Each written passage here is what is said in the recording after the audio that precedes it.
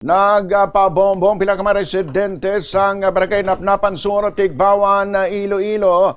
Matapos magubang ilang mga balay bangod sa pag-usmod sang dutang nga dala sang padayon nga pag-ulan kag epekto sang habagat kag bagyo. Inabanta naglabot sa limang kabalay nga apektuhan sang pag-usmod sang dike sa lugar. Sender ang bombo radyo kay Ramier Coniendo, isa sa mga residente nga naapektuhan. Iyagin pahayag nga natamaan gid sang gubaang balay sang 84 anyo sining nga Iloy bangod na hamtang ini mas malapit sa dike nga mayaran ang daan sang damage. Sunod kay Coniendo nakabisita na sa ila ang punong barangay kagang municipal mayor. Agod kamustahon na ilang kahimtangan na pangtubtob sumong. Nagahulat sa gihapon sila sang ihatag nga bulig.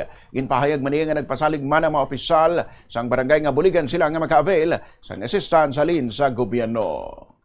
Sa sinilang nga August 9, 10 to 11 lang nga bubo sa ulan. 9, 10, 11 sang kagaw. Ganon amo na nagmatamat na. Ang ining dahil hindi man sila nga gulpiada, ang matamat man lang. Laban-laban mausmod pag hindi.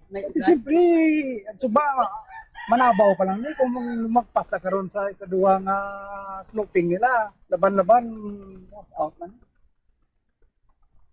Si Ramier Coniendo, isa sa mga apektado nga residente.